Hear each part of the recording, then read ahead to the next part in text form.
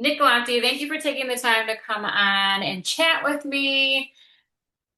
Dante Rivera Jiu-Jitsu, I feel like your gym is kind of turning into this force lately. Mm. Obviously we're affiliated. We've been training there. My husband trains with you guys a lot, but I've been watching you guys kind of come up in the ranks and there's some recent successes and I feel like you are next in line. Do you feel the same way about it?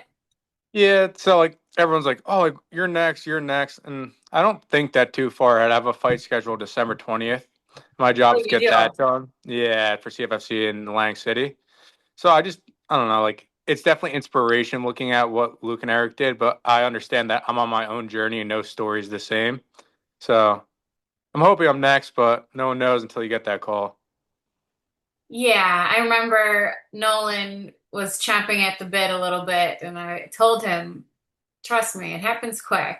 And sure enough, Yeah, next week he was on a pay-per-view yeah, right. fighting Susarkaya, which was, a big prospect, obviously. I think he had Yeah, a great showing. He did a great job, got a contract.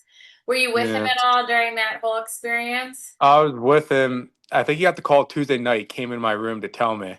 I was like, "So you taking it?" He goes, "It's a tough fight." I was like, "No, you're freaking taking that. You don't have a choice." And next day he's on a plane. Next time I talk to him, like, damn, it really happens really fast. Yeah, I feel like you wait, wait, wait, and then that's all they say, stay ready. Yeah. So you are booked for December 20th. When did Yep. this come about? Um, they asked me to fill in on a week's notice, like right before Luke's fight for a title fight, and like I'm a decent size 85er, so I was like, I'm not doing that. Like if it was like a UFC call or something like that, I would make it. It would suck, but not for like a regional bout. So Yeah, then the next day they're like, "What about this kid for December?" And me and Dante said, "Yeah, awesome. You guys are so lucky you have, the CFFC. It's a pretty big promotion, polished on Fight Pass. I would yeah." consider it a feeder for the UFC. How has that experience been, fighting on their cards, fighting with your teammates? You guys are always on the same card together, it seems. It seems like a fun experience. So my whole career from like amateur to pro has been for CFFC, and like everyone thinks like it's cool, like you're at this like regional thing. I had to learn a lot on the job. I never had those like easy fights where I got to try stuff in fights. Yeah. Everyone I fought was dangerous, so I just had to focus on winning. So it definitely, till like recent is when I finally started being comfortable in the cage.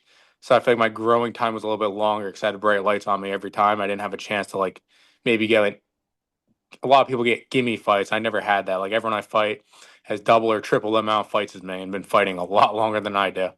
Yeah. So, I mean, let's go back to I know you, but I don't know you. Go back to how you got into martial arts, how you got started. So originally I was playing football. Then I was transferring schools, and right before I was supposed to report, the coach staff got fired. And they're like, "Yeah, you come to our school. We might not have a football team or a scholarship." And I was like, "You know what? I'm going here just to play football. I ain't paying no 60 grand for college." Believe it or not, I'm the not the biggest school kid. And then I just started with jujitsu at a gym that wasn't even Dante's. It was like close to Dante's. I was there for like a year, and then they weren't taking it serious. Like it was more of like a hobbyist gym. So when I had my first fight booked, I hit up Dante because I was going there here and there to spar. I was like, "Hey, like, can you corner me?" And Dante's like, "Yeah, no problem. Just like you have to be here more." Then COVID happened, and then I just ended up switching over to Dante's. And so, did you know Luke and Eric before you were at Dante's, or you met them there?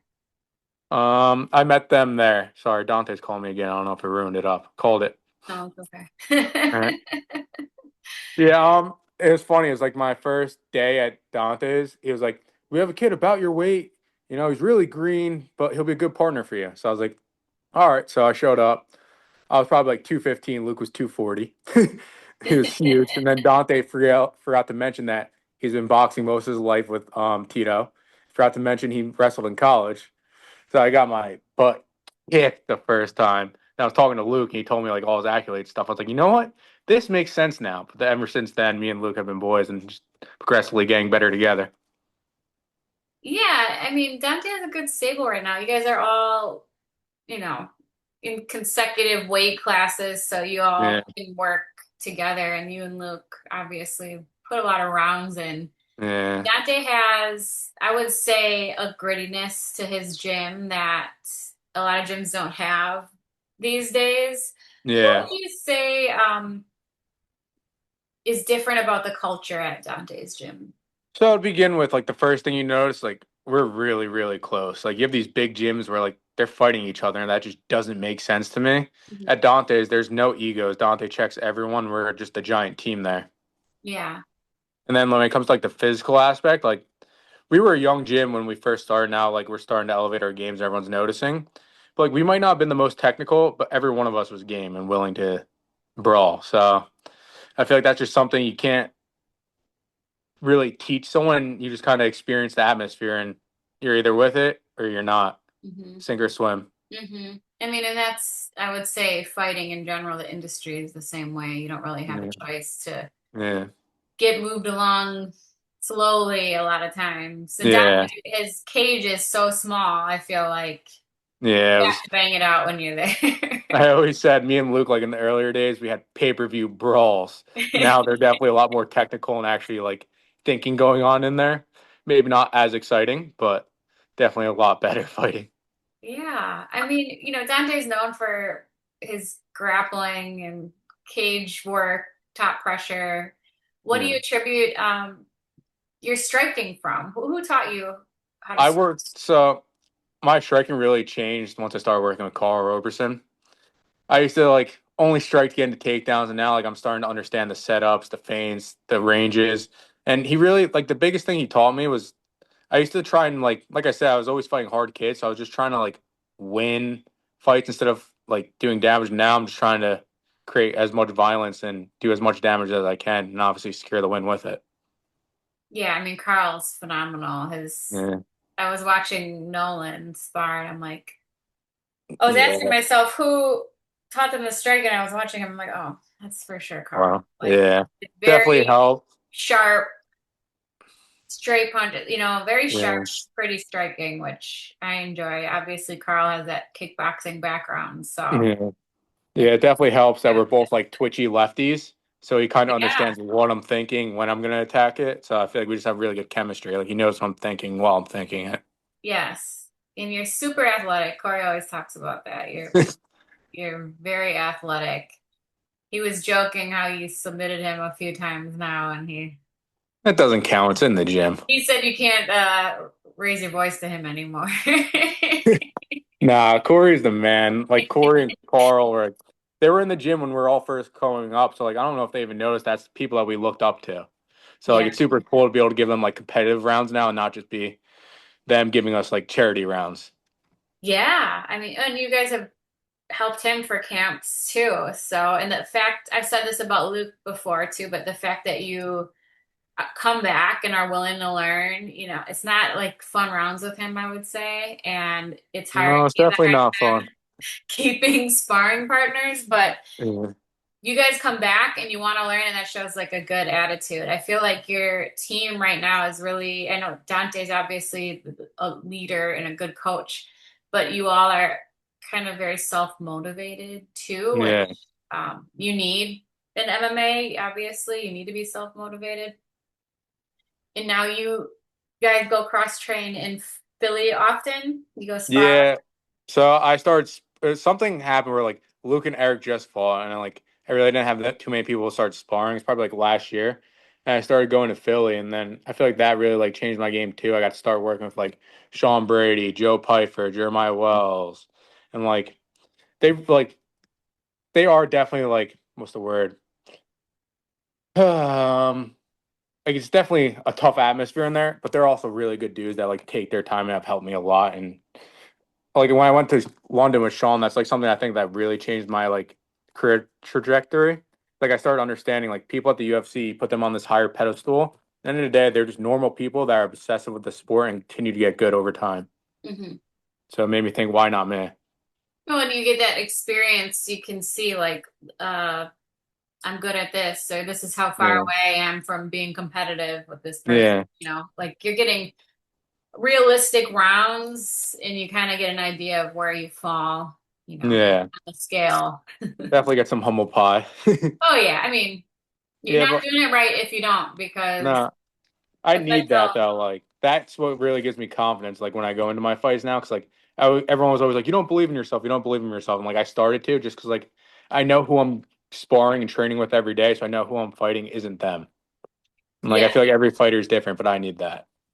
And you want those challenges. You don't want every round to be like someone that It's can better than me. crush you. Yeah. You know, like that's not good, but you need those tough rounds. If you're always the best in the gym, you're not gonna No. go Yeah. great. That's 100%. where people, I think, start to get stagnant in their career. Yeah. You know, you got to keep growing and pushing. And I tell that to Corey. He'll get mad when he loses a round. I'm like, listen, like, it's good. Like you have to lose a round sometimes.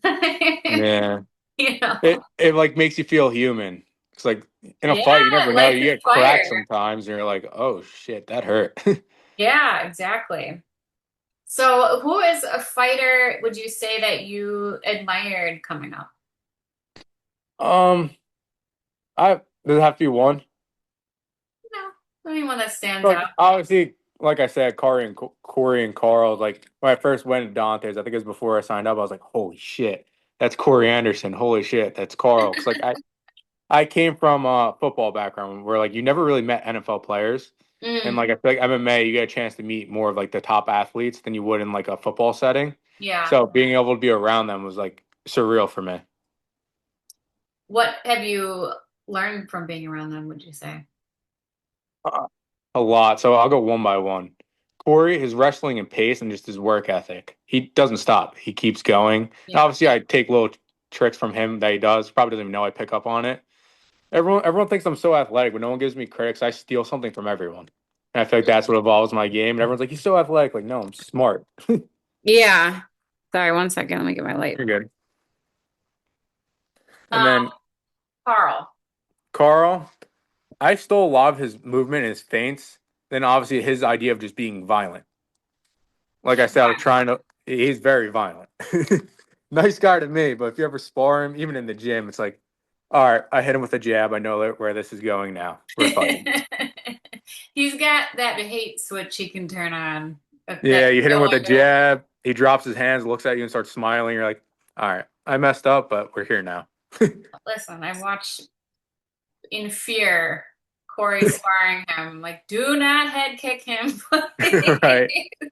Pull Well, your kicks, please.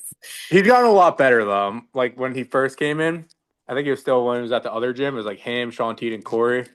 He had no care for anyone. It was just like, I'm doing me. Whatever happens to you happens to you. Now he definitely toned it back a little bit. It's funny, him and Corey and Rex would go to Vegas and train a lot, and they'd show up to spar every time, and then they go the first day, then they go the next day, and no one's there. And they end I up just believe it. sparring each other. They're like, we come all the way to Vegas just to spar with each other. I definitely believe it. So outside of them, do you have fighters that you kind of aspire to be like in the UFC or that you've watched coming up? Obviously, I enjoy watching the slick striker. Obviously, I have a soft spot for southpaws because that's my Yeah. game. But I also appreciate like grappling. So like I like following the Habibs, the Sean Brady's. I like Piotr Jan a lot now too, just the way he mixes up his striking into his takedowns. Hmm. I don't have exactly one person, but I guess a group of people I like watching. Yeah. Did you by chance watch Usman Hughes too? Yeah, yeah, Usman is like he's really good. impressive. Like the way he blends his striking to shots is like I just don't even know. I mean, it's probably hard for a big guy to move like that, but Yeah, I don't. He does it he's effortlessly, like really good. somehow. Yeah, because I Big think Paul Danny. Hughes is really good too. Yes, So yes. They're both for him to do that to him, yes. Paul Hughes is amazing. That was a fun fight to watch.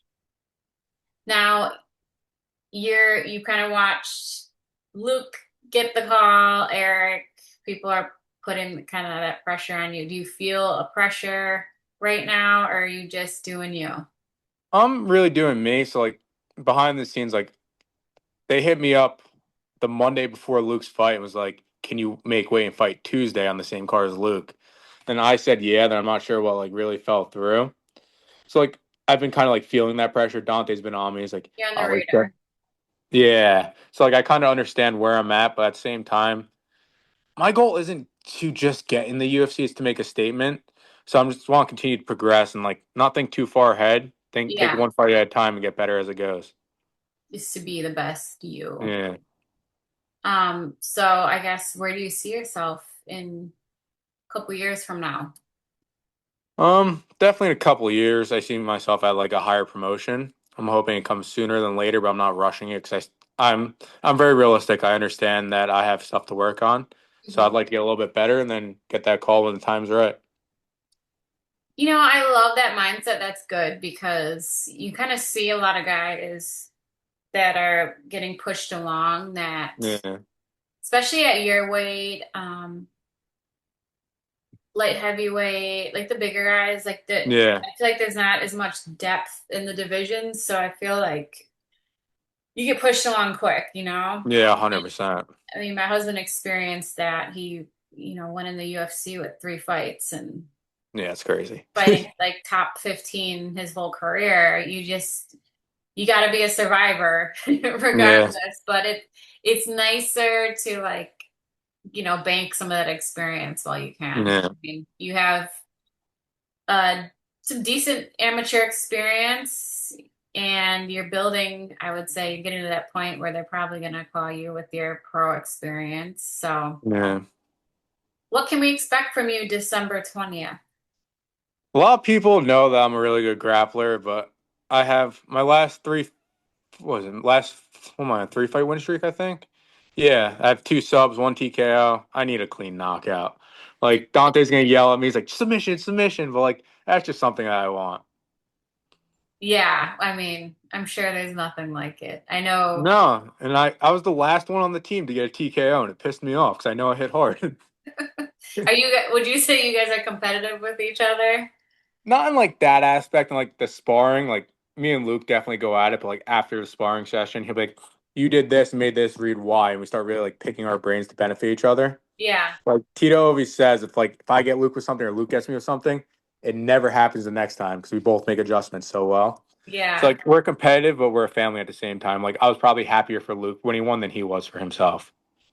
I think gym culture is really important. I think you have a really good culture at Dante's. Dante, I think the big thing with him is he's just present. He's there. Yeah, He cares, yeah, and he just takes the time.